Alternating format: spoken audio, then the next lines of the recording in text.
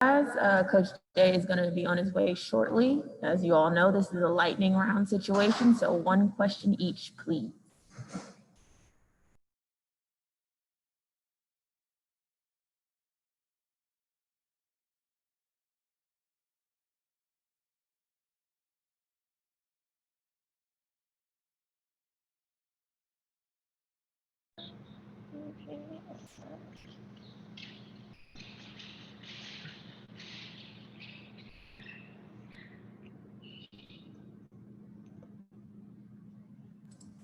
All right, everyone, we have head coach Ryan Day here, and we're going to get things started with Spencer Holbrook.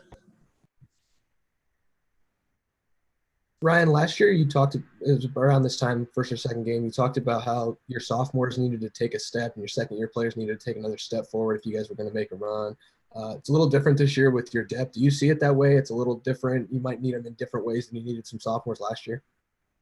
Yeah, I think that, we go into a season, mentioned this, really as we started last February, March, freshmen are no longer freshmen.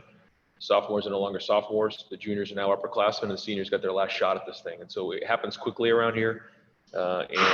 Young players have to make their impact early on.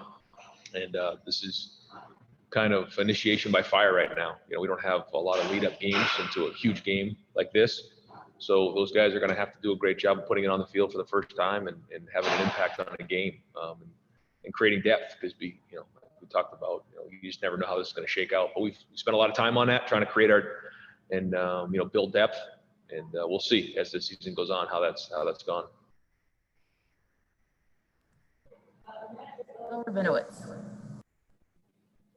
Yes, Ryan. Obviously, you're not allowed to talk about specific recruits, but I want to just ask you generally how important it is for you to have an elite quarterback in every recruiting class.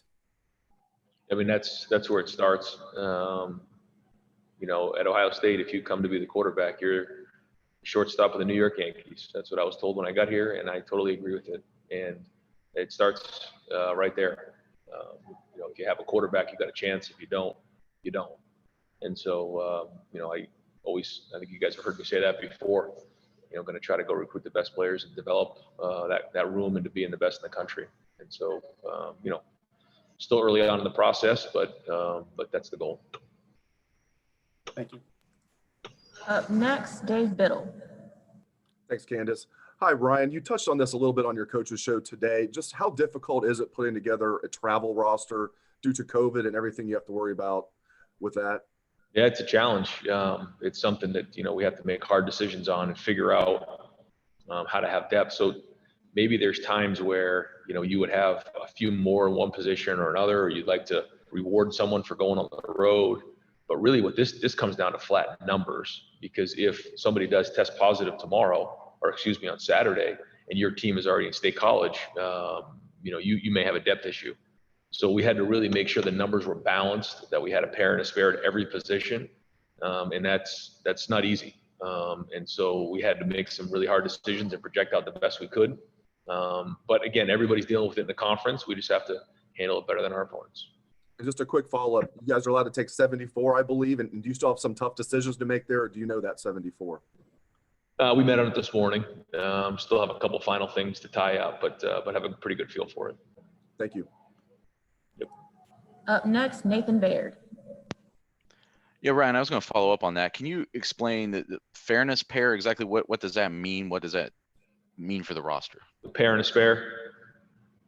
Yeah, that Correct. just means like, for instance, let's take punter, for example. You need to have two punters that you feel great about. And then, spare would be somebody that maybe could come in a backup role. Long snapper, you need two guys you feel really good about, and then somebody that could come in and maybe finish out a game. X receiver, you could have two X receivers you feel good about, and then somebody that could finish a game, just like on defense, strong safety, nickelback, will linebacker. And so if you have that, and that means, versatility, and that's something that we've been preaching this year big time, is that, the guys who are more versatile and can do more things, really help. And really where that comes into play the most is on special teams.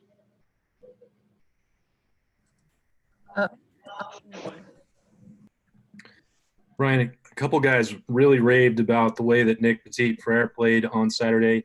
Two things: how did you evaluate him in that start, and what is the challenge for him against this Penn State front? It was a solid. He graded out a champion, but this is a bigger challenge this week. I mean, both of these guys, really, there's 3 or 4 of them that are really talented, very similar. They're quick, they're powerful off the edge. Try to get your feet moving and then redirect you. I think they're as talented as defensive ends we've seen in a while. So it's a new challenge for him. I think for him, he's just got to trust his technique. He's seen good defensive ends here over the last couple of years, and so he knows what he's doing. He's just got to trust his technique. But this will be his first time going in this type of environment against this type of talent, and so this is a big test for Nick.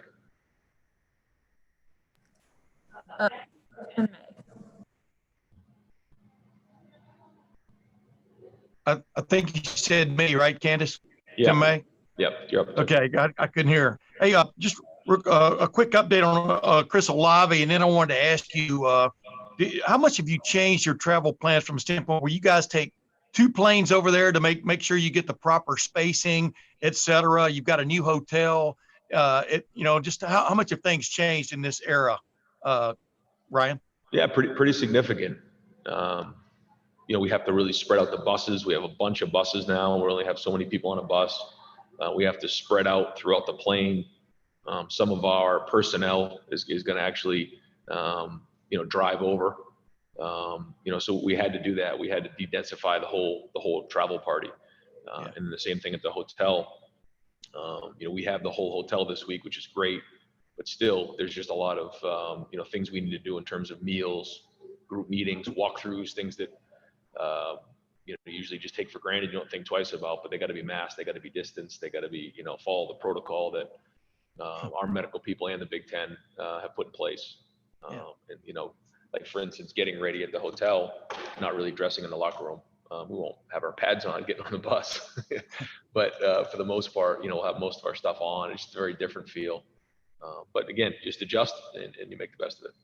And Olave's status, what's his status? Yeah, so again, we put out the availability report, and so we don't get too far into that, but he's had a good, strong week of practice. Gotcha. Thanks, man. Yep. Birmingham.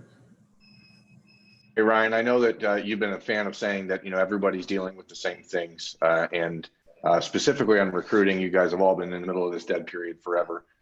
A couple people I've talked to have said that right now recruiting kind of feels like the wild, wild west, though, in a lot of ways, because there are some things that you can't control, like kids being able to go to a stadium for a program that is playing a game that allows fans and versus you guys not being able to have fans, so they can't buy a ticket.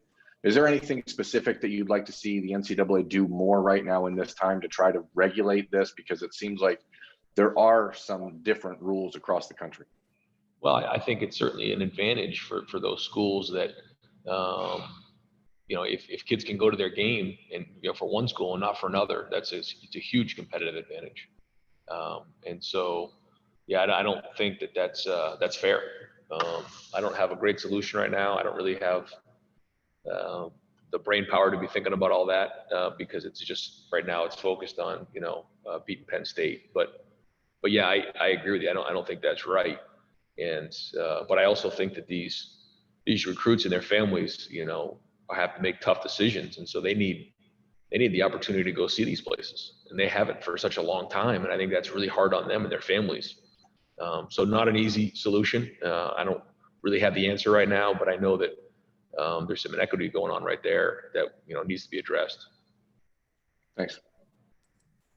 Up next, Dan Hope. Hey, Ryan, just wanted to ask you if what's gone on with Wisconsin and Nebraska over the past couple of days, just how much does those situations concern you, especially when, you run the possibility of something like that being out of your control? Yeah, it's something that we worry about every day. Feel really awful for Paul and for his team and his staff and his players. It's just such a, contagious, crazy virus. And so, certainly our thoughts are with them and then also with Nebraska and, very disappointed that they weren't able to play. I know that they've worked really hard and, and I think, I know that they really worked hard to try to get another game, which I thought they should have had the opportunity to play. Scott's worked really hard with that team, and they've made a lot of sacrifices. And so to not have the opportunity to play for them, I really feel bad for those guys. And so, yeah, not good at all.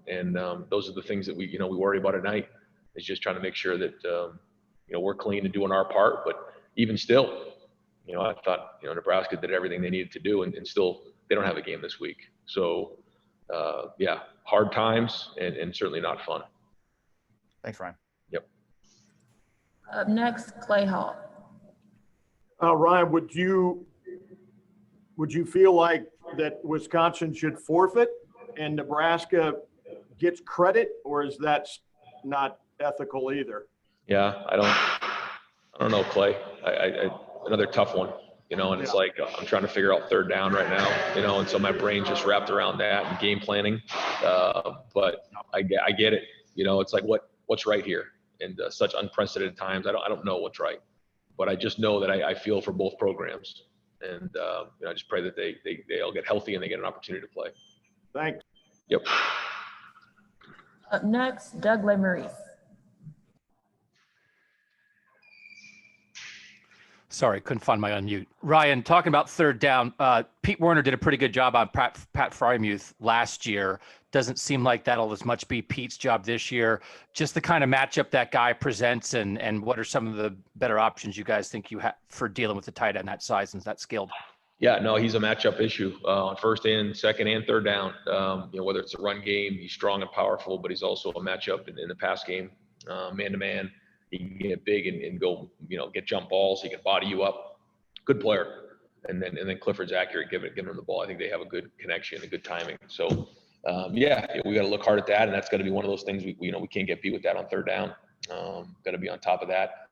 I also think you got to make sure that you're putting the right guys in the right position to be successful. Pete's done a decent job there, and so we've looked at a lot of different things. We'll figure out as the end of the week what's the best way to attack them and defend them. But we still got a couple more days here to make those final decisions once we get done with the practice. Thanks, Ryan. Yep. Next, Brendan Gulick.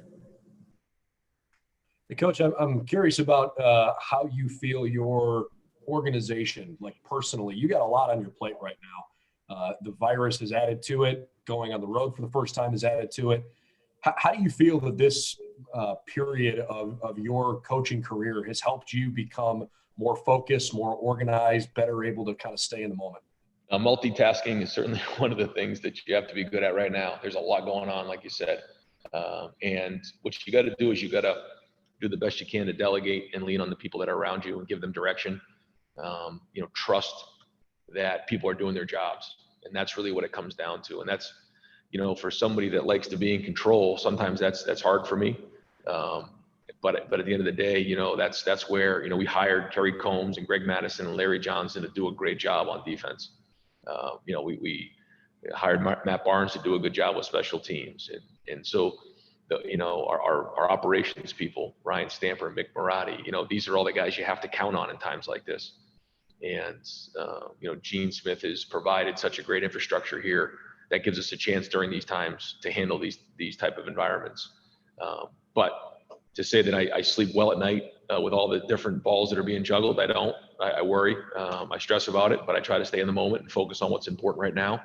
And that's, figuring out a way to win this game and giving our guys the best plan, getting them ready to play real physical on Saturday night. Thank you. Last two, starting with Tony Girdman. Ryan, kind of getting into all of that then, back to the Wisconsin-Nebraska thing. If you guys were to miss a game and try to get something scheduled, how comfortable would you be just having a random team coming in along with all of the protocols that you guys have? How comfortable would you be playing a game that week against, say, Well, it's hard to say because there's so many what ifs in those environments. So I don't really know. I know that I've just been told a little bit about what was going on with Nebraska, and I thought based on the testing and what they had an opportunity to do, that they should have an opportunity to do that. But again, I don't know a lot of the details, and I don't really want to speak on what ifs because it's just, there's so many different things in play.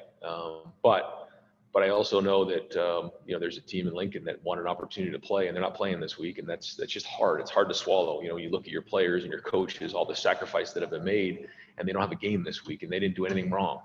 That's really hard. And I know it's the pandemic. And so just, you know, you have to chalk it up to 2020. But when you're the head coach, like Scott is, and you got to look at your players and coach, say, we're not playing even though we did everything right, man, that's hard to swallow. And so I really feel for those guys right now. My question goes to Stephen Means.